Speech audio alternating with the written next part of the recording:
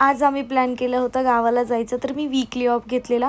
पण प्रिन्सची बॉटल आणि कंपास वगैरेच घरी राहिलेलं म्हणून आम्ही त्याला द्यायला गेलो होतो त्याच्या स्कूलमध्ये. तिथून आम्ही निघालो तर गाडीमध्ये पेट्रोल पण कमी होतं.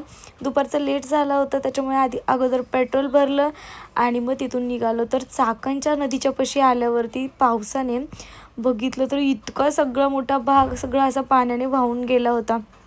रस्त्याला ना इतका वारा, इतका पाऊस. खरं तर ना टू व्हीलरवर जाणं म्हणजे पॉसिबलच नसल्यासारखं होतं, कारण की कंटिन्यू पाऊस पडत होता आणि त्याच्यापेक्षा जास्त म्हणजे वारं इतकं होतं ना येताना पण आणि जाताना पण. तर असंच आम्ही छोटे छोटे व्हिडिओज क्लिप्स घेत घेत चाललो होतो, कारण की चाललो आहे वीकली ऑफ घेऊन आणि उशीर झाला होता खूप. म्हणजे जवळजवळ 1:30-2 वाजले होते आणि सगळ्या जातानाच्या नद्या ज्या होत्या त्या इतका तुडुंब भरून वाहत होत्या, इतका पाऊस पडला आहे. आणि मी विचार केलेला की तुम्हाला जाता जाता माझ्या गावाला जाताना कुठले कुठले गावं लागतील, ते पण आता काय ना सगळं बायपास झालं आहे त्याच्यामुळे कुठले गावच लागत नाही, सगळे आम्ही बायपासनेच जातो. तर असं तसं करत आम्ही गावाकडे पोचलो. तर गावचे रस्ते बघा आणि वातावरण पण छान आहे, पण रस्ते पण असे आहेत ना खूप विचित्र झाले ते. म्हणजे आता पावसामुळे तर अजूनच त्याला खड्डे वगैरे पडलेले आहेत. तर नेहा म्हणत होती दीदी आपलं गावचं वातावरण बघ ना किती छान वाटतंय ना. गावचंच वातावरण खरं तर छान आहे, म्हणजे छानच आहे असं काही नाही, पण सिटीतही असतं.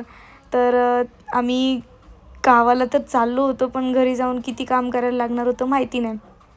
तर घरी गेल्या गेल्या पहिल्यांदा नेहाने ड्रेस चेंज केला आणि पहिले साफसफाईला घेतलं, कारण की उशीर इतका झाला होता. जवळजवळ 3:30 वाजून गेले होते, 3:30 ते 4 वाजत आले होते.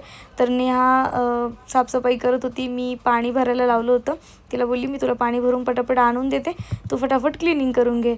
तर जिथं जिथं जास्त डाग होते तिथं ॲसिड टाकून क्लीन करत होतो. नेहानी तर क्लिनिंग अगोदर स्टार्ट करून घेतली होती आणि पाणी आलं होतं त्याच वेळेला.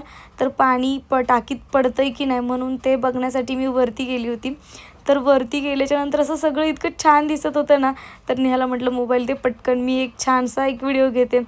तर एकदम आभाळ आलेलं, काळं काळं आभाळ आलं होतं आणि मी वरती जाऊन असं छान व्हिडिओ घेत होते आणि वारंही होतं जरा बऱ्यापैकी, त्याच्यामुळे इतकं छान वाटत होतं ना. खरंच गावच्या वातावरणाची तुलना ना आपण कशासोबतच करू शकत नाही.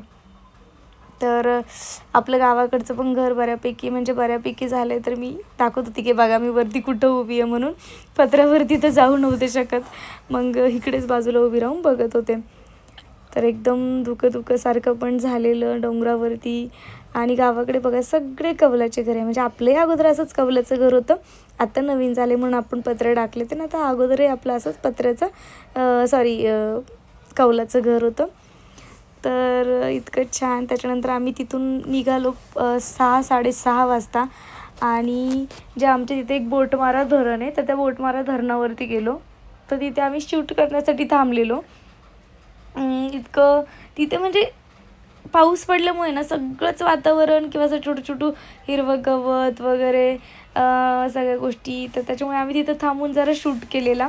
आणि प्रिन्स पण पुण्याकडे एकटाच होता, त्याच्यामुळे आम्हाला इतकी घाई झालेली की आम्ही कधी निघतोय कधी हे करतोय. पण चला शूट करणं हे आपलं एक कामाचाच भाग आहे, किंवा आपण त्याला कामच समजू आता. तर काम पण आहे म्हणून मग तिथे थांबलेलो आम्ही जरा वेळ की आपण व्हिडिओज वगैरे किंवा तिथून आम्ही निघालो, कारण की भरपूर उशीर झाला होता. 7-7:30 वाजत आले होते. तर आमची गावाकडची फेवरेट आमची भेळ घेतली आणि मी जेव्हा जेव्हा गावाकडे चालू गाड्यांनी जाते तर तो ब्रिज की तिकडनं चालत चालत यावं लागतं. तर नेहाला म्हणत होती चल नेहा एक व्हिडिओ घे बघ मी किती दुरून चालत चालत येते. म्हणून या टायमाला आम्ही आमची गाडी घेऊन गेलो होतो आणि रात्रीचे खूप उशीर झाला होता. म्हणजे जवळजवळ ना 10-10:30 वाजता आम्हाला पुण्याला यायला लागले होते. पण येताना इतकं खतरनाक वारं, कुठंच वारं थांबायचं नाव घेत नव्हतं. तर आजचा व्लॉग कसा वाटला मला कमेंटमध्ये नक्की सांगा.